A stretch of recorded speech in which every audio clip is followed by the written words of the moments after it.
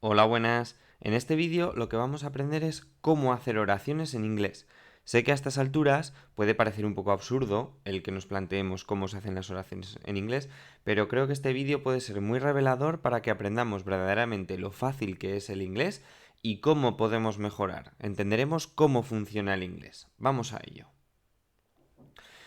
A modo de introducción, podemos decir que el inglés es una lengua muy simple y que a su vez utiliza estructuras muy simples que se pueden utilizar fácilmente. Mirad, la estructura más fácil que tenemos en inglés, que por cierto, y meto paréntesis, vale también para otros idiomas, como el español por ejemplo, es sujeto, verbo, complementos, ¿vale? Para las afirmativas y negativas. Por ahí empezamos. Sujeto, verbo, complementos. Y para las oraciones interrogativas tendremos un auxiliar, un verbo auxiliar, que es un tipo de verbo, luego veremos de qué va, sujeto, verbo, complementos. Es decir, veis que es el mismo esquema que tenemos arriba, simplemente se le pone delante esto, ¿vale? Bien, para poder entender qué es esto del verbo auxiliar y qué funciones tiene y todo eso, os recomiendo que antes de que vayáis a ver este vídeo, veáis el vídeo que va a aparecer por aquí arriba, en el que os hablo de los verbos completos e incompletos, que es algo que mencionaré en este vídeo. Entonces, antes de ver este vídeo, creo que es más interesante que veáis este otro que aparece por aquí arriba, que se llama Verbs and Tenses, ¿vale? Aún así, una vez lo habéis visto ya, ¿sí? Pues entonces empezamos. Mirad, como os he dicho, para las oraciones positivas y negativas la estructura es sujeto, verbo y complementos. Para las preguntas será sujeto, verbo y complementos, pero con algo delante, que será un verbo auxiliar. Lo he puesto entre paréntesis porque a veces aparecerá y a veces no. Ahora veréis muy bien por qué.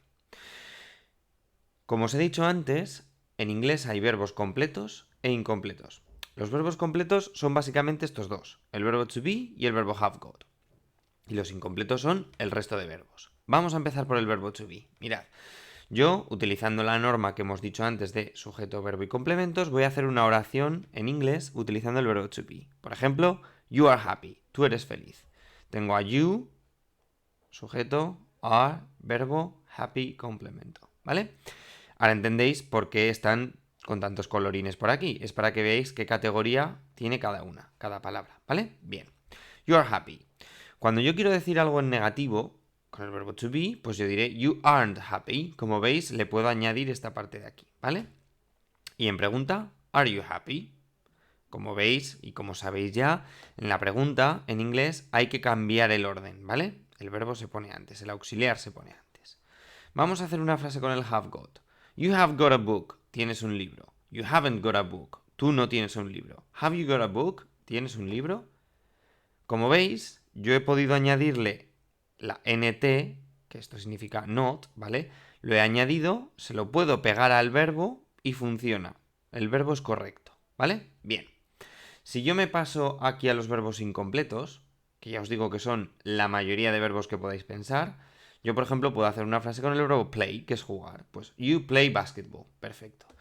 Luego yo quiero hacer una frase negativa. Y si aplicara la misma lógica que estos, si el verbo play, como el resto de verbos, fueran completos, yo podría hacerle esto.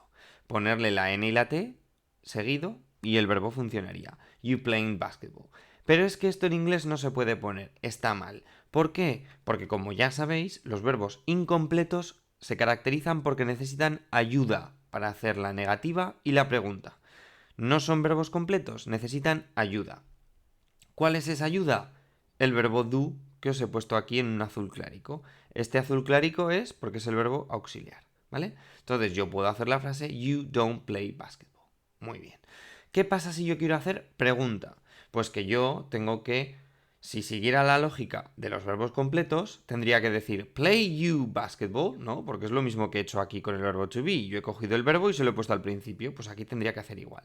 Play you basketball, pero esto no lo puedo hacer. Repito, ¿por qué no lo puedo hacer? Pues porque el verbo play, como el resto de verbos en inglés, son verbos incompletos, van a necesitar ayuda. ¿Y quién hemos dicho que proporcionaba esta ayuda? El verbo do. Pues lo pongo aquí. Do you play basketball? Entonces sí funciona. Como veis, aquí no he necesitado meter el do con el verbo to be o el have got. ¿Por qué? Pues por el simple hecho de que el verbo to be y el have got son verbos completos. Se ayudan a sí mismos, no necesitan ayuda de nadie, ¿vale? Son verbo y auxiliar, todo seguido. Por eso os he puesto que sigue siendo el verbo en azul, pero os lo he subrayado en azul clarico porque también hacen de auxiliar. Hacen las dos funciones. De hecho, hacen de auxiliar porque puedo ponerle el not, como hemos dicho antes. Aquí no puedo. Aquí, para poder meterle el not, tengo que añadirle otra palabra. ¿Cuál es la palabra? Do. Y luego, para hacer la pregunta, también lo necesitaré, ¿vale? Esto, si entendemos este funcionamiento, os puedo garantizar que entenderéis cualquier otro tiempo verbal que veamos en el futuro, como el past simple, por ejemplo, o cualquier otro que entendamos, ¿vale? Y os digo más, una vez que ya hemos entendido esto, podemos ir ya al siguiente nivel. Yo puedo hacer la frase you are happy. Are very happy y meto una palabra más en el complemento. Pero es que puedo alargarlo aún más, es decir, you and me are very happy every time we talk. Pero como veis, se sigue manteniendo la misma estructura. Sujeto en rojo, verbo en azul, complementos en verde. Aquí, por supuesto, habrá diferentes tipos de complementos que estudiaremos más adelante, pero es para que entendamos un poco cómo funciona esto. La siguiente frase, you have got a book. You and your brother have got a book. You and your brother have got a book in your school bags. ¿Vale? You play basketball.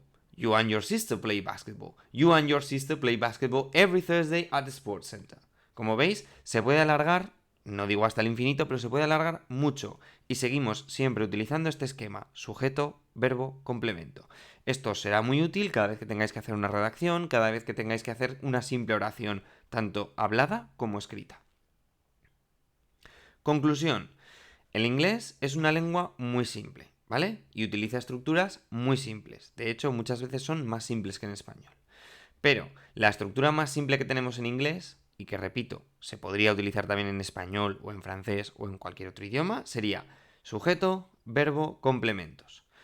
En inglés, sujeto, verbo, complementos lo utilizaremos para afirmativa y negativa.